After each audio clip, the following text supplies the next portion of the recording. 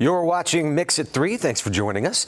So, have you ever tried speed and power-based exercises in which the muscles exert maximal force in minimal time by stretching and contracting repeatedly? Well, that, my friends, is called plyometrics. So plyometric training isn't just for athletes. So in fact, it might be even more important for everyone else, since lower body plyometrics build power, which is correlated with things such as strength, body composition, and longevity. Everyone should be performing them in some way, shape, or form.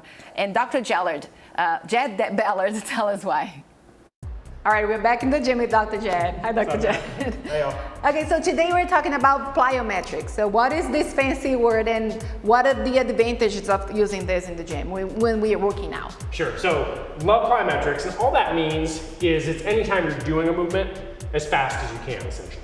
So it's anything that's gonna be done explosive, anything you're doing fast, and the reason I like it so much is because it's the perfect way to train athleticism. And no matter what you're doing in life, you might want to jump in a pickup game, etc., something like that. Hang out with your kids, they're darting around, you got to do something quick. So training athleticism is something that is so neglected as people get past about 30 or so. What you're essentially doing is training power. So if you're moving a lot of weight, you're training strength. But when you're moving whatever weight you have as fast as you can, that's where you're training power. So that's what's going to make you be able to throw farther, hit harder, jump higher, etc. The other huge advantage to it is your muscles are composed of type 1 and type 2 fibers. Dorky exercise science way, but basically the type 1 are a little more endurance based, they don't grow as much, whereas the type 2 are the ones that grow.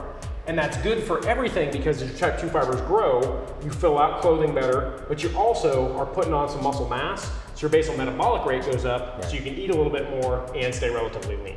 So it's kind of a win across the board, and because of plyos, you can hit those fibers without having to put on a whole bunch of weight. You're not having to do a 300-pound deadlift or something. You're just moving the weight you have as fast as you can. And more mass, you have less fat too, right? Correct. Muscle mass. The more muscle mass you get, the easier it is to walk around at a lower body fat percent, which is great for health and looks. Right.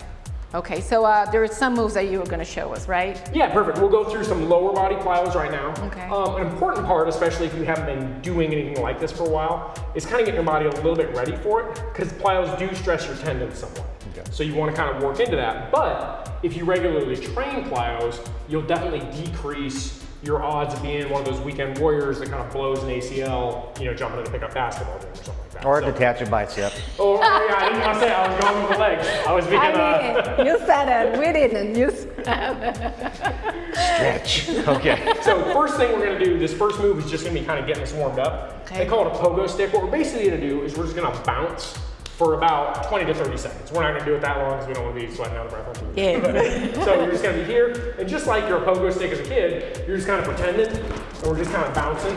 And again, we're going to keep that up 20, 30 seconds, and that's really priming all our jump tendons to get ready for the work we're about to do. Okay. And then now we'll get into it. The important part with plyos is all about max effort and explosion. So you want to keep your reps low.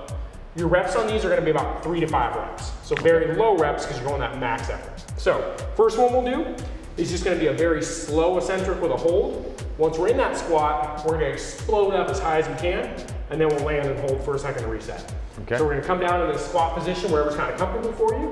And then once we're down, we're going to come up and go.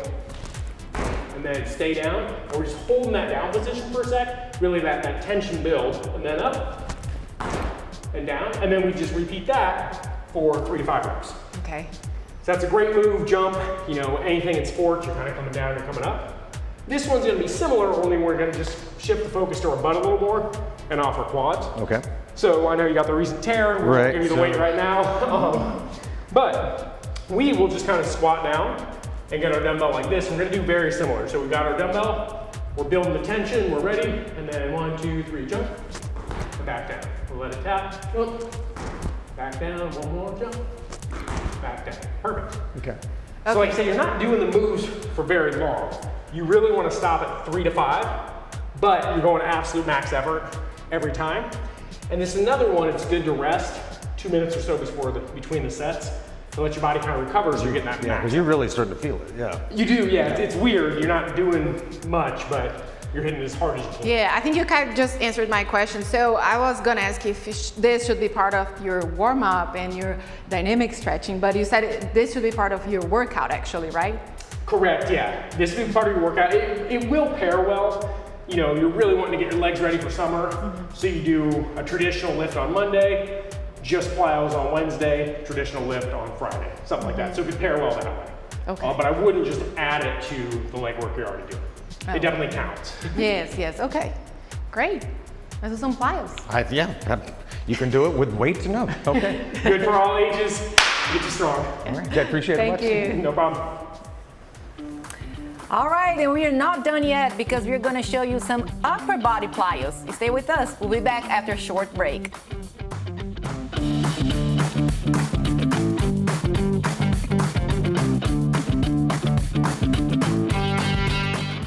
Okay, so we are still talking about plyometrics. So we've done the lower body, so now we're gonna do upper body, right? Absolutely, yeah. Okay, so what are the benefits?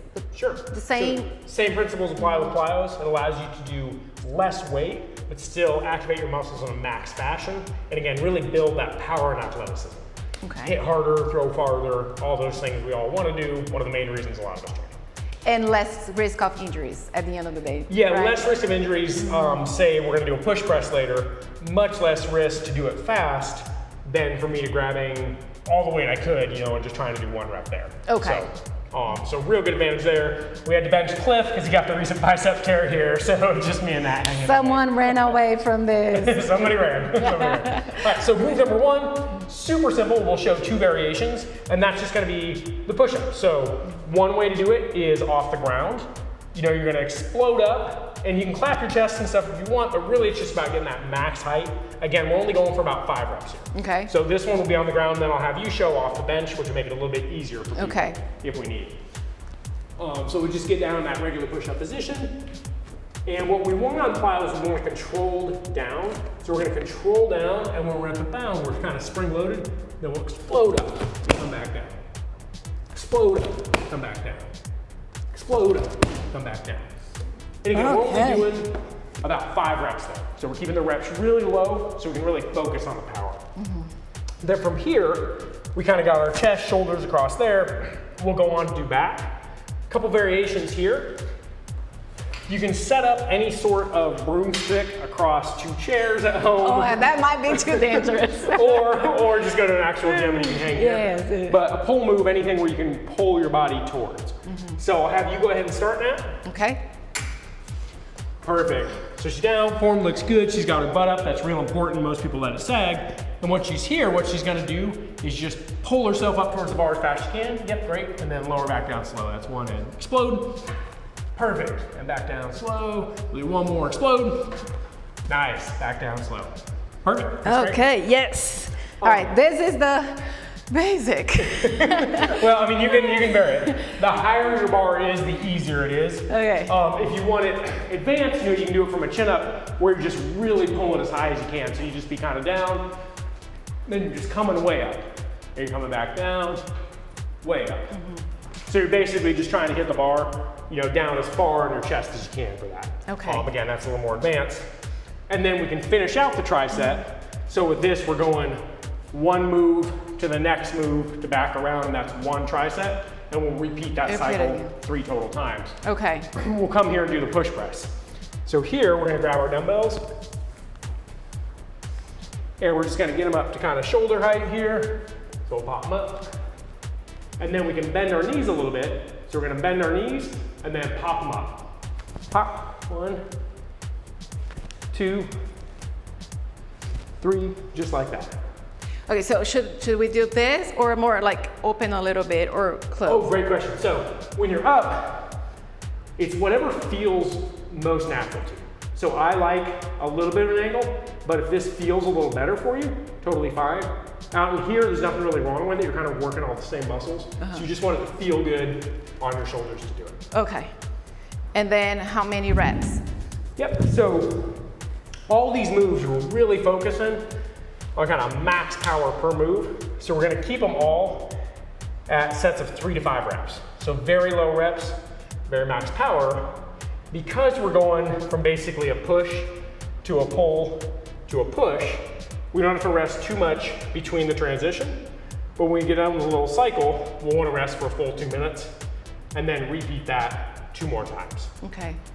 All right, that sounds good. We're gonna go back to our push-ups. You can still work on all this stuff, so let's go, Jed. Thank y'all so much. Cliff, I think you should be doing this, okay? Cliff, this one's for you. Yes, thank you. Hardy, har. Hey, by the way, Jed, look at that. No sling anymore, thank you very much. Yeah, doing just the fine. arm is back. What'd you call him, Jallard? I know, I'm sorry, Dr. No, Jed. no. Ballard. From now on, your name is Okay. Jallard. No, okay, I'm so that's fine. sorry. Hey, by the way, I can do push-ups, thank you very much. Okay, so next time. The bicep Did you is... hear Dr. Jed? He's gonna do it next time. The bicep has been reattached. I got a clean bill of health. Good, It's all good. good. So, you know, And we'll see about that. our new Morning Mix co-host Taylor said she's looking forward to going to the gym for the workout. So you see, Taylor, here's a proof. And then I told you, well, wait till you get done with the first one, didn't you see about that?